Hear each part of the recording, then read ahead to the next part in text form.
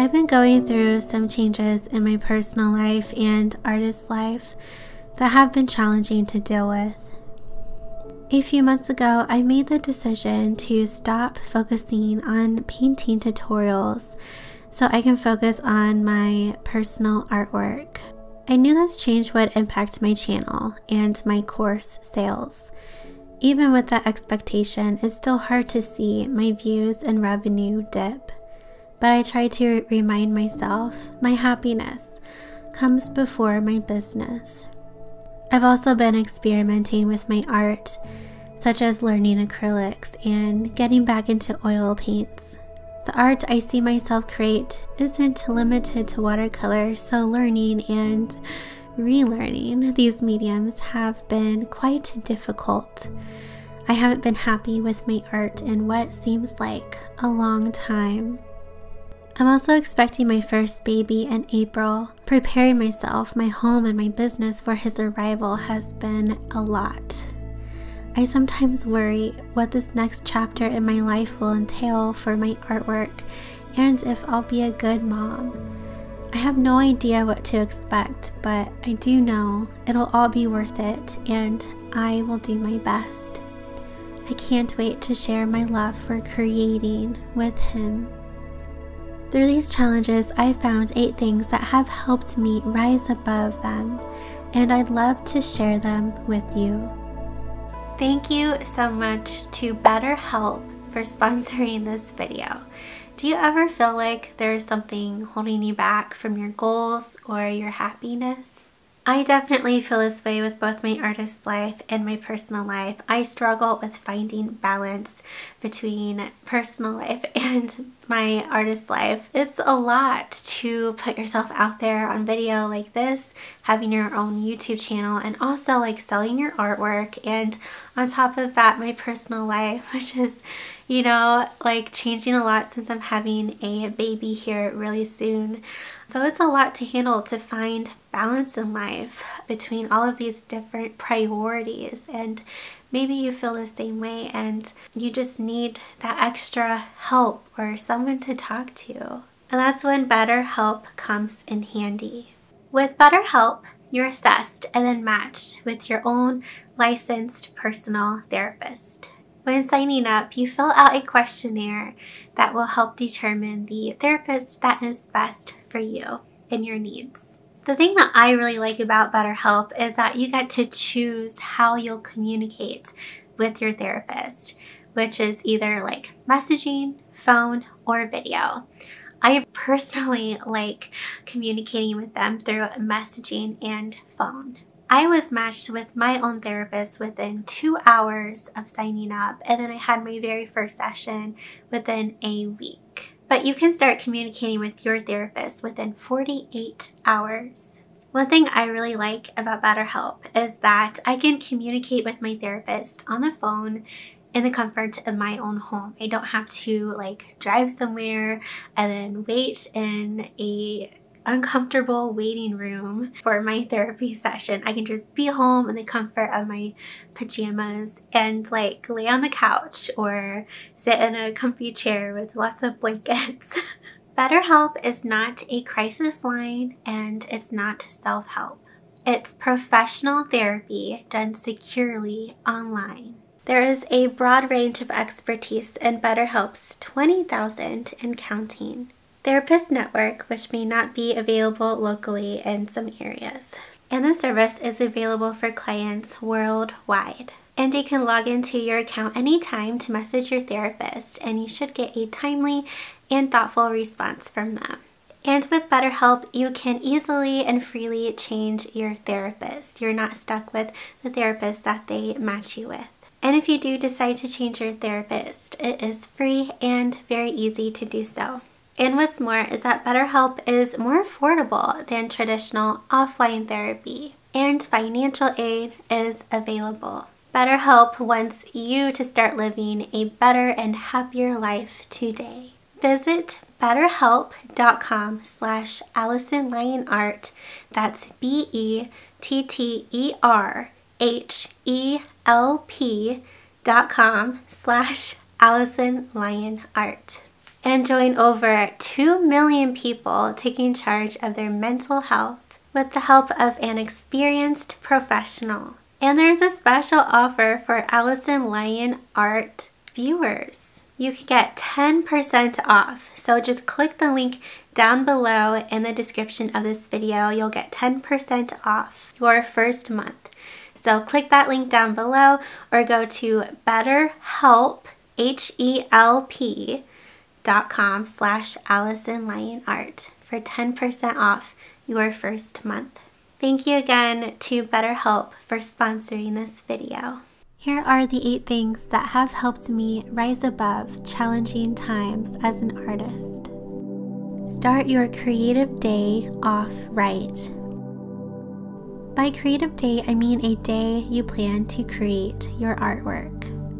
How you start your creative day determines how your day and creating time will go. I found that when I start my day slowly with my tea or coffee, journaling and reading, and listening to my artist affirmations, my day usually goes much better and my art is much better, and I'm just more able to face challenges that come my way.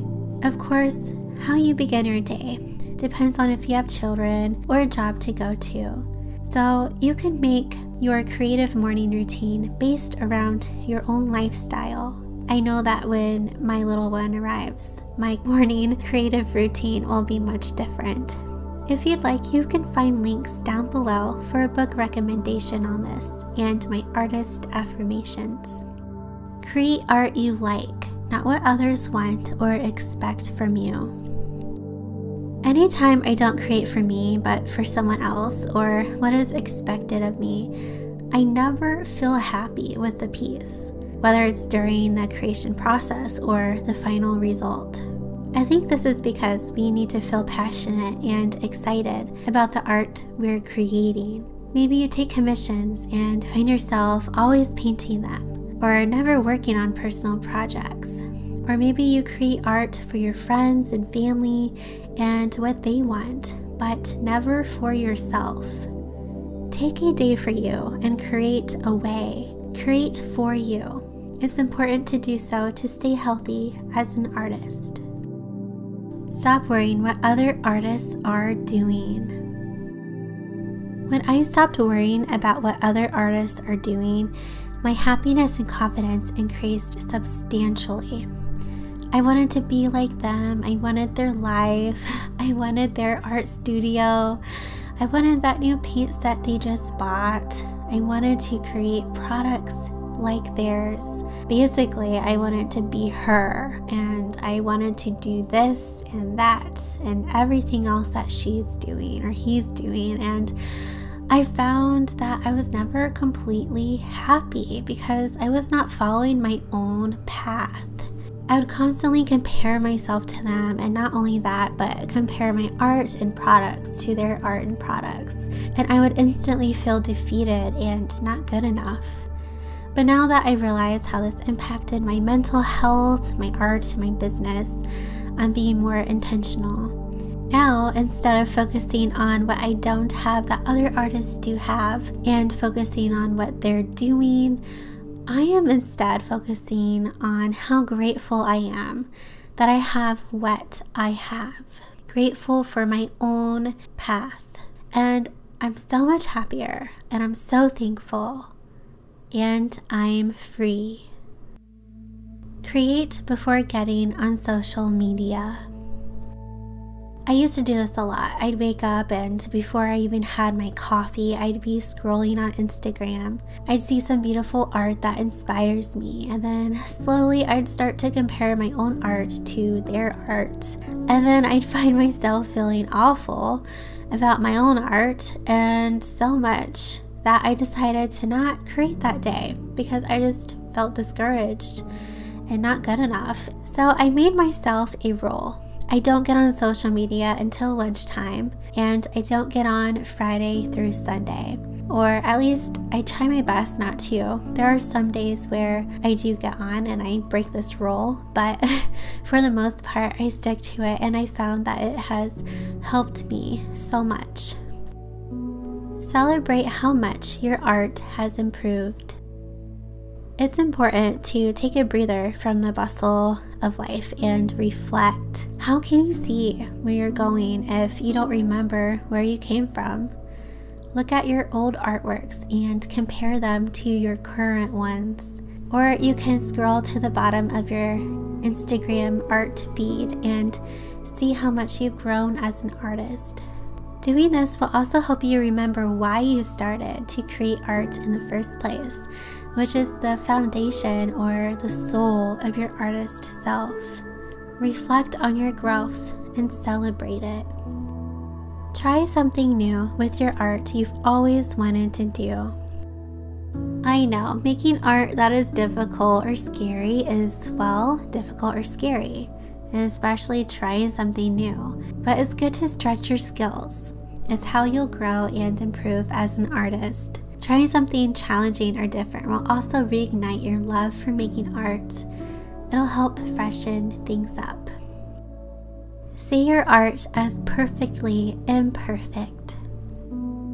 You want every piece of art you create to be perfect, and maybe you feel like a failure if it's not. But let me tell you, there's at least one thing I don't like about each art piece I make. So I can totally relate to this. But you know what? It's okay. It's okay that my art isn't perfect. I've learned to accept that and be proud of the art I do make. Don't get hung up on how imperfect your art is. Make it, be done, and move on to something new. I feel like no matter how much art we've created or how long we've been artists, we will always think our art is not perfect. There will always be something that we don't like about it, and that's okay.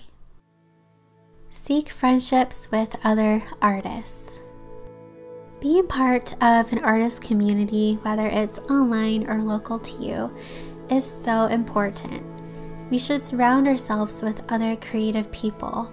Doing so will help us keep going when things get hard, and it increases our motivation and inspiration and helps us feel like we belong, and also helps us have a group of people we can relate to and seek help from when needed. My Blooming Artist membership is currently closed, but there's a link down below to get notified when it opens again.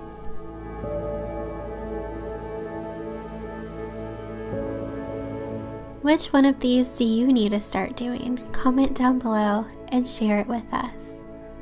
And thank you again to BetterHelp for sponsoring this video.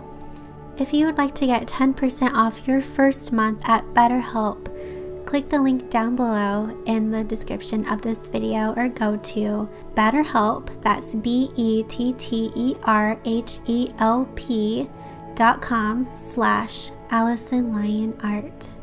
Thanks for watching, and I'll see you in the next video.